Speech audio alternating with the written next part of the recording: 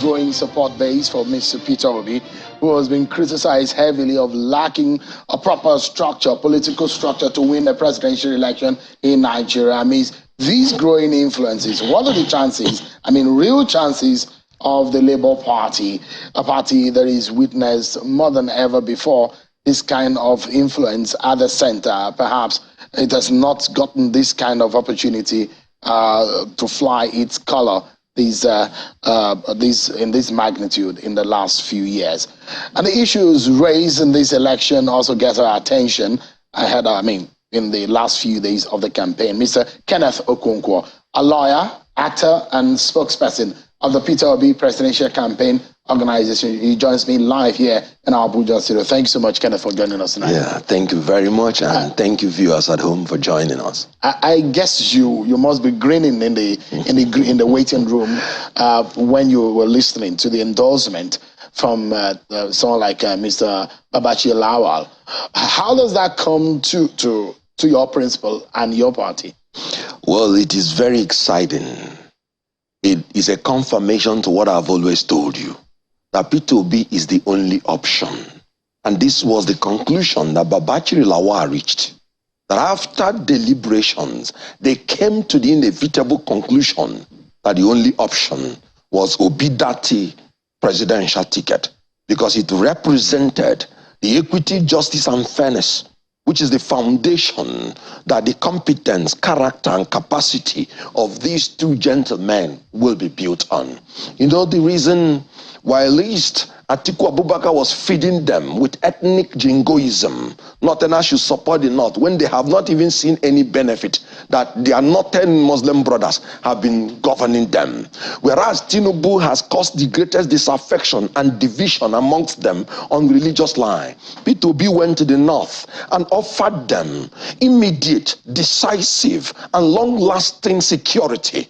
Peter Obi offered them that farmers will go back to the farm and that the North will be turned to the next oil and gold. Peter Obi offered them that there will be a Marshall Plan for education that will make the federal government intervene in collaboration with the state government and international community to ensure that in the North you have free access, easy access, and affordable access to education that will transform North from being the region that has the greatest out-of-school children from school to becoming a wonderful section that is education compliant. Peter Obi offered them that there would be an incentivization of the resuscitation of the cotton and textile industry, which has been moribund, and that the value chain, cattle value chain, they will be obtaining their $1 billion share out of the $75 billion in 2025. Peter Obi offered them expansion of the infrastructure, solar energy, wasting in the North, etc. But above all, Peter Obi assured them of adequate representation and equitable appointments in all sectors of the economy. Equitable appointment meaning the Muslims and the Christians will be adequately represented in his government, because he is coming in under the foundation of equity, justice, and fairness. You're a lawyer, so you understand the chapter 2 of the Constitution, where it talks about the values and the ethos that brought this nation together, and those who feel religion and ethnicity has been used as tool to divide this country and its politics for far too long. How does it make you feel as a person, knowing full well that these two tools again had reared its head in our politics just as the election is coming? Oh yes, that is the sad point of it. Initiated by Atiku Abubakar and Bola Tinubu. Atiku Abubakar could not even allow a tweet that was written for him, like every other thing is written for him and Bola Tinubu, including their manifestos, which they do not even know the contents. He could not even allow the tweet that condemned the burning alive of a young Northern Christian lady, Deborah Samuel, just because of religious bigotry. How do you expect these people to support you? Bola Tinubu came out publicly to say, no Northern Christian has the capability, the competence, the capacity to be his deputy. What an insult. They have balkanized this nation into ethnic and religious divisions. So you do not support anybody using those tools? I resigned from APC. Basically, the immediate cause was the Muslim ticket. In a nation that has more than 100 million Christians. But what about... how do you... Just a moment. Your candidate has been going to churches. Yes. And those who are criticized here said, look, this is what we're talking about. Those who are using the churchy and the mosque and the ethnic tools and those kind of tools to impress the people. Should we use those kind of tools anyways in our politics? My candidate is not using any tool. He's a Christian. He goes to churches. Dati Baba Ahmed is a Muslim. He goes to mosques. We are everywhere. Who will go to the church in APC? That is the whole idea of participation, involvement, giving people sense of belonging. Should you be using the church platforms to preach for your party or your candidacy? No. That's the question. You go to your church. And that when he goes to church, I'm asking he goes to worship question, God. I mean, because yes. Equity, I mean, you have explained that tonight, that you don't think that ethnicity and religion should be brought into our politics. But the question is that your candidate is seen going to churches also. Should we be using these religious platforms at all for any form of politicking? Well, you're missing the point. Democracy is a representative government. Christians should be represented. Muslims should be represented in accordance with our constitution, that you don't leave anybody behind. P2B goes to church to worship God, does not go to church to campaign for politics. Just like Dati Ahmed goes to mosque to worship God. And that is the beauty of participation. So everybody should be actively integrated according to the constitution of Nigeria. So in politics, it's about representation. Then going to church is about worshiping God. In APC, nobody will go to church. In the presidency, to worship God, unfortunately. And it's unacceptable to Nigeria. The Nigerian constitution, the Nigerian people. And the Northern Christians are rightly rejecting that ticket. And not just the Northern Christians, even the Northern Muslims. Because in Islam, the worship of God, there are 4 reasons for the writing of the Quran, but I'll just take one, which is the promulgation of the worship of God and essentials of justice.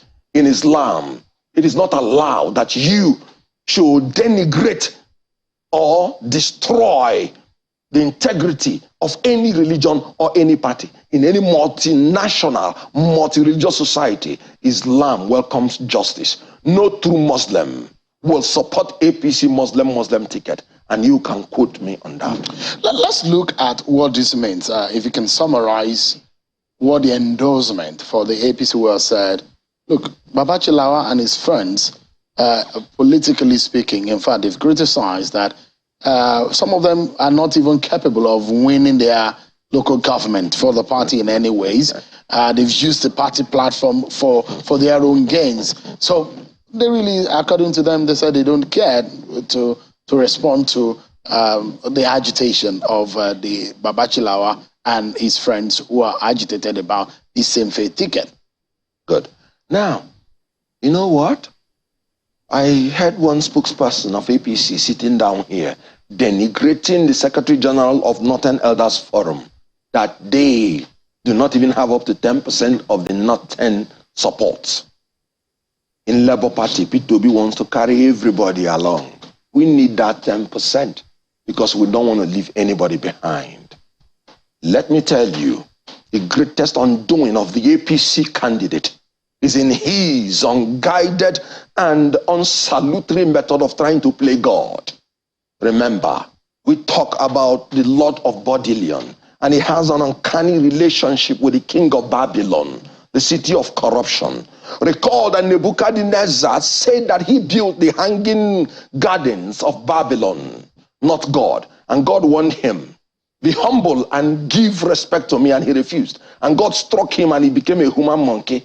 This is a presidential candidate who is arrogating to himself that he is God. He said, I single-handedly made Buhari president. That's a blasphemy in Quran and in Christianity. That was the first time he fell out with Babachiri Lawal. Babachiri Lawal said, don't play God. You are arrogant.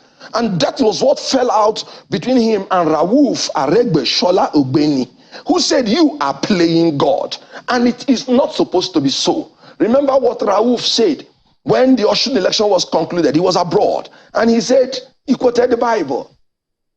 All powers are ordained by God. And he giveth it to whoever he wishes, including the basest of men. But look at Bola Tinubu claiming that he is God. Whoever votes for Bola Tinubu is not a true Christian or a true Muslim, because he has blasphemed the Quran and blasphemed the Bible. In Quran, they said, all powers belong to Allah, and Allah giveth it to whomsoever he wishes. If President Buhari supports Bola Tinubu, he is not a true Muslim, because Bola Tinubu has said he single-handedly made Buhari president, which is a blasphemy in Islam. That is what is killing them. They don't have respect for people. Babachir Lawan told you that Tinubu is already feeling that he is the president because he is playing God. In the whole Yoruba land, he said it is his turn when it comes to Yoruba land. Who told him that? Ayo Adebanjo, the revered leader of Afenifere, was in Ibadan, the capital of the Southwest, to tell the Southwest that Peter Obi is the next president of the Federal Republic of Nigeria. So wherever you go to, in any pool you want to describe, Peter Obi is the chosen person because he's a man of character, capacity, and competence. And his candidacy is built on a foundation of equity, fairness, and justice. I mean, so aside this, the endorsement, and I saw what happened yesterday in Ibadan, was that outing an impressive one as far as you're concerned? Very fantastic. I've not seen such level of loyalty. Remember, our jet was grounded. Those people were there from 9 a.m. in the morning, and by 5 p.m. they were still eager to wait for their next president. I was so pleasantly surprised. How was your jet grounded? Oh, it was grounded for regulatory reasons. There was unfortunate issue of the documentation not updated the way it ought to be updated, and that is coming from the vendor, because this is between the vendor and the federal government. And you recall that my principal, one of his cardinal points on the 7-point agenda, is restructuring through effective legal and institutional reforms that will prevent corruption, maintain rule of law, and ensure effective governance. So if it is regulatory, it means there might be an order or a law or a rule which may have not been confirmed to. And my principle will be the last to encourage any desecration of the law, no matter how small, even though it was a political ambush. Because why wait until the morning of our proceeding to Ibadan before you ground our jet on a documentary thing that you should have just called them? So you think it's political? There is a political witch hunt under the regulatory reason, because you could have just called them and dialogued over it. When you're dealing with a political opponent, you have to be very careful. But we're not complaining, because we are a rule of law party. And my principal is not willing to breach any law. When he comes to governance, he's going to strictly adhere to the rule of law. So I am not going to tell you that my principal will not do the same thing if he is the president. But he is going to be mindful that when dealing with political opponents, you have to give them notice. You don't have my guest yesterday, and there's a way of us just summarizing and wrapping up this conversation. My guest yesterday said that, considering what the governor of Anambra said about your candidate, that no one will buy him for I wanted to quote verbatim what he said. Yeah. But if you watch the program, you understand exactly what the man said. Yes, I did. Based on the testimony of the governor of Anambra State, you know, that, and he has said it in the article that he released, that in some way that Peter Obi is helping Bola Tinubu to win the election. You know, he said he's challenging Mbafo. So bikono rap Mbafo obala asele jebe na afia. English is that. You know what? Mbafo is those local gossips. That's why you hear Mbeke, Mbafo, local gossips. So he said he is Mbafo, meaning the son of a local gossip. So allow him to continue his gossip in Afo market. as a governor of the state. That is because he reduced himself to scavenging on the excreta of the social media. Doesn't he have the right to express his opinion? His opinion about the state of the race. His opinion you must can be as well say that your candidate will win against the other candidate. That's you have a right and the freedom to express your opinion. That is not even the problem. The problem, when you were questioning him, was he said investment meant nothing. We're not talking about, that was what generated the issue. What if that is the case? No, it is not the case, because in his own letter, in paragraph 14, 15, 16, he was eulogizing his own investment. How can your own investment be good and another person's investment is bad? That's political witch hunt. That is double standards. That's lacking in character. That is lacking in wisdom. He's a man in search of character, in lack of character and in lack of wisdom, by a professor, or his name or her name is Ngozi Okonjo-Iweala. Let's wrap up now, and in just about 15 or 10 seconds. If you look at how your candidate, I'm very sure that you're already sitting and analyzing how he's going to win. If you're analyzing how Peter Obi is going to win this election, by what margin and where do you think he will put the surprise? Oh, well, like I said, he's becoming a phenomenon. He's becoming the Nigerian candidate. When I sat here and told you we have all the structures, people were saying that I was just jiving. Today is no longer a jive. The whole Muslims are with them. Yes, because the whole Muslims cannot understand why a Tinubu can no longer even cognitively align his thoughts to make coherent sense. Would you want such a man who is blah blah, Buhari, church rat, eating unpoisoned Holy Communion? God bless PDAPC, a non-existent party. Would you want such a man who has become a food for comedians and creating comic relief to stand shoulder by shoulder to other presidents in the world? No, it is not acceptable. We're out of time.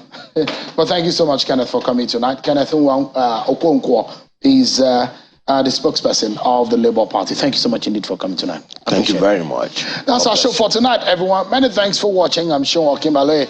God bless Nigeria.